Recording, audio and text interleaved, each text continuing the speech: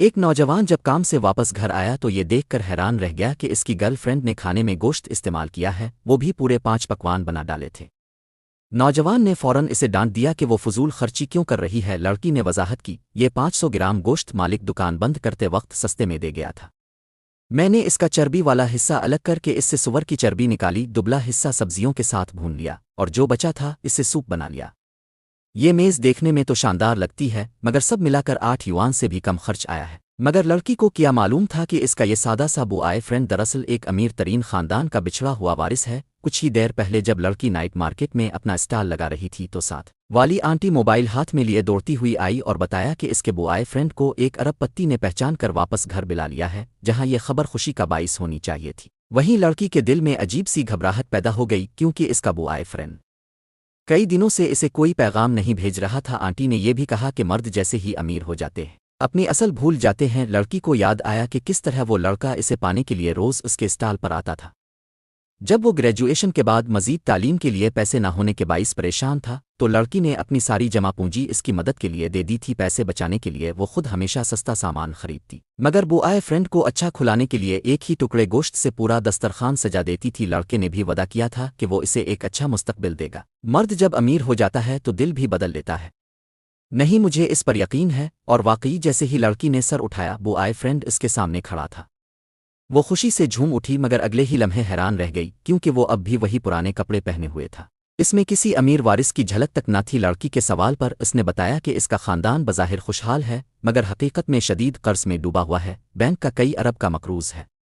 اس بار وہ صرف سامان لینے اور نئے ملے ہوئے والدین کے ساتھ کچھ وقت گزارنے آیا ہے، تو کیا تم واپس آؤ گے؟ دیکھتے ہیں، میں اپنے والدین کے ساتھ زیادہ وقت گزارنا چاہتا ہوں۔ لڑکی کو اس کی دوری صاف محسوس ہونے لگی۔ رات کو دونوں ایک ہی بستر پر لیٹے تھے، مگر اجنبیوں کی طرح پہلے وہ ایک دوسرے پر مکمل بھروسہ کرتے تھے، مگر اب ان کے بیچ ایک اندیکھی دیوار کھڑی ہو چکی تھی۔ اس نے قرض چکانے کا بہانہ بنا کر دونوں کی آدھی جمع پونجی بھی مانگ لی۔ اسی لمحے لڑکی کو سمجھ آ گیا کہ اب ان کا کوئی مستقبل نہیں۔ لڑکی کے سو جانے کے بعد اس نے چپکے سے فون اٹھا کر اپنی پہلی محبت کو پیغام بھیجا، اب میں ارب پتی ہوں، کیا تم واپس میرے پاس آؤ گی؟ یہ پیغام دیکھتے ہی لڑکی کا دل ٹوٹ کر رہ گیا۔ حقیقت یہ تھی کہ وہ لڑکا کبھی اس سے محبت ہی نہیں کرتا تھا۔ وہ ضبط نہ کر سکی اور رونے لگی، جس سے اس کی حقیقت کھل گئی۔ تم نے دیکھ ہی لیا ہے، اب کہنے کو کچھ نہیں، یہ کہہ کر وہ جانے لگا۔ لڑکی نے روکا اور وضاحت مانگی، مگر اس نے بے رحمی سے کہا، میں بڑی مشکل سے چوٹی تک پہنچا ہوں، اب دوبارہ تمہارے ساتھ گندگی میں نہیں جانا، کوئی تمہیں نیچے نہیں گھسیٹ رہا، تم مجھے اپنے ساتھ چوٹی پر لے جا سکتے تھے۔ کیا ہماری 5 سالہ محبت اتنی بھی قیمتی نہیں تھی؟